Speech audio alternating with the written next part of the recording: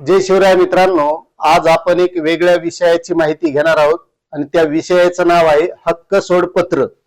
आता हक्क सोडपत्र का करावं लागतं, मग नेमकं हक्क सोडपत्र म्हणजे काय, ही सगळी माहिती आपल्याला या व्हिडिओच्या माध्यमातून घ्यायची। तुम्ही बघत असताल आज प्रॉपर्टीचे किती जमिनीचे भाव वाढलेले आहेत, घराचे भाव वाढलेले आहेत, कुठे शहराने प्लॉट असते त्याचे सुद्धा भाव वाढलेले आहेत।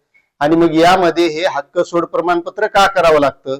कधी कधी हे हक्क सोड प्रमाणपत्र हे भावा बहिणीमध्ये करावं लागतं, कधी कधी भावामध्ये सुद्धा करावं लागतं, किंवा काही नात्याच्या बाहेरचे सुद्धा हक्क सोड प्रमाणपत्र असतात।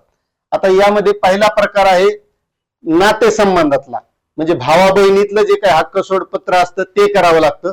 आता यामध्ये हक्क सोड करताना जी काही जमीन असेल, जी प्रॉपर्टी असेल, जे घर असेल, किंवा एखाद्या वेळेस बँकेत केलेले बॉन्ड असतील आपल्या पूर्वजांना, म्हणजे जी बाप दाद्यापासून आलेली जमीन आहे ती भावामध्ये विभागली जाते, किंवा त्यामध्ये बहिणीचे लग्न झालेले असतील, बहिणीचा हक्क सोडावा लागतो, त्यासाठी हक्क सोड पत्र करावं लागतं।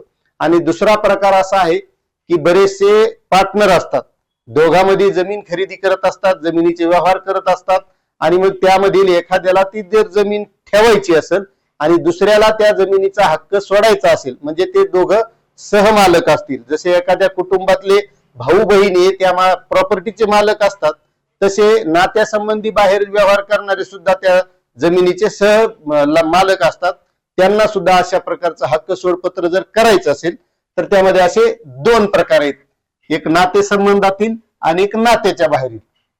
आता यामध्ये महत्वाची एक गोष्ट आहे, भावा बहिणीमधलं जे हक्क सोडपत्र असतं तर त्यासाठी समजा एक भाऊ आहे, एक बहीण आहे, बहिणीला त्या जमिनीवरलं, त्या घरावरलं, त्या प्रॉपर्टीवरलं हक्क सोड करायची असेल तर तिला फक्त 500 रुपये मुद्रांक शुल्क हे लागत असतं।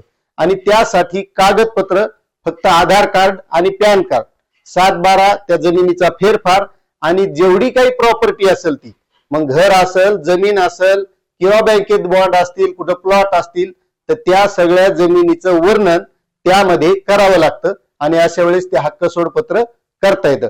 आता त्यामध्ये दुसरा एक प्रकार असा आहे की एखाद्या वेळेस जर त्या बहिणीला काहीतरी, किंवा त्या भावाला आपल्या भावापासून काहीतरी त्यामध्ये हिस्सा घ्यायचा आहे, अशा प्रकारे करायचं असेल तर त्यासाठी मुद्रांक शुल्क हे त्या मालमत्तेच्या अभिहस्तांतरणाप्रमाणे ते लागत असतं।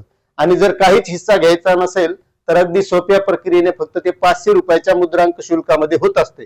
आता त्याची नोंदणी कशी करायची हे सगळं आपण आता टप्प्याटप्प्याने बघूया। आता त्यामध्ये हे झाले पहिल्या प्रक्रियेचं। आता हे भावा बहिणीतलं किंवा भावाभावातलं जर हक्क सोड करायचं असेल तर ग्रामीण भागासाठी 500 रुपयेच फक्त त्याला नोंदणी फी लागत असते, आणि शहरी भागातला असेल तर त्यासाठी 750 रुपये ही नोंदणी फी लागत असते।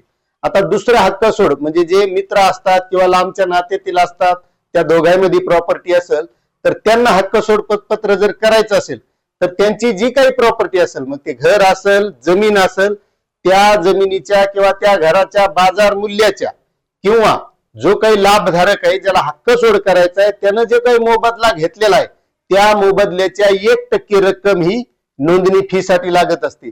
आणि त्यानंतर दुसरी गोष्ट म्हणजे यासाठी कमीत कमी 1000 रुपये फी आणि जास्तीत जास्त 30,000 रुपये फी यासाठी लागत असते। आता यांना कागदपत्र काय लागणार, तर त्यांचे आधार कार्ड, त्यांचे पॅन कार्ड, आणि जी काही प्रॉपर्टी आहे, मग ती जमीन असेल, घर असेल, त्याचे सर्व कागदपत्र आणि त्याचं वर्णन त्या दस्तामध्ये करणं गरजेचं असतं। आणि मग ह्या दोन्ही प्रकारचे जे नातेसंबंधातील आणि नात्याच्या बाहेरील, मग यांना हे सगळे कागदपत्र घेऊन त्या दुय्यम निबंधक कार्यालयामध्ये, म्हणजे आपण जिथं रजिस्ट्री ऑफिस म्हणतो तिथं जाऊन त्याची सविस्तरपणे अधिकृत नोंदणी करता येते। आता आपण बघितलं यामध्ये दोन प्रकार असतात, त्यासाठी कागदपत्र, आधार कार्ड, पॅन कार्ड, आणि जी काही मालमत्ता आहे त्या मालमत्तेचं सगळं वर्णन त्या दस्तामध्ये असणं गरजेचं आहे, मग ती नातेसंबंधातील असो की नात्याच्या बाहेरील असो। आणि यासाठी जी नोंदणी फी आहे तर ती समजा नातेसंबंधात असेल ग्रामीण भागासाठी तर 500 रुपये, आणि शहरी भागासाठी असेल तर 750 रुपये। आणि जे नातेसंबंधाच्या बाहेर आहेत तर त्यांच्यासाठी जे काही त्या प्रॉपर्टीचं बाजार मूल्य असेल त्या बाजार मूल्याचे 1% किंवा जो काही लाभधारक आहे, सहधारक, सहमालक आहे, त्यानं जो हिस्सा घेतलेला आहे त्याच्या 1% रक्कम ही लागणार। ती रक्कम जास्तीत जास्त 30,000 आणि कमीत कमी 1,000च्या दरम्यान असणं गरजेचं आहे। आणि त्याची नोंदणी आपल्याला दुय्यम निबंधक कार्यालयात म्हणजे रजिस्ट्रीच्या ऑफिसमध्ये जाऊन ही रीतसरपणे करावी लागते आणि यालाच हक्क सोड पत्र असं म्हणत असतात. हे करणं का गरजेचं आहे? कारण आजकाल बऱ्याच प्रॉपर्टीचे भाव वाढलेत, काहीतरी वाद होतात पुढे चालून, त्यामुळे हे जर अधिकृतपणे केलं तर पुढे चालून कोणत्याही प्रकारचे वाद होणार नाहीत. त्यासाठी हे हक्क सोड पत्र बरेच जण करत असतात. आता तुम्हाला ही माहिती कशी वाटली नक्कीच कमेंट करा. चॅनलवर नवीन असाल तर सबस्क्राईब करा. धन्यवाद.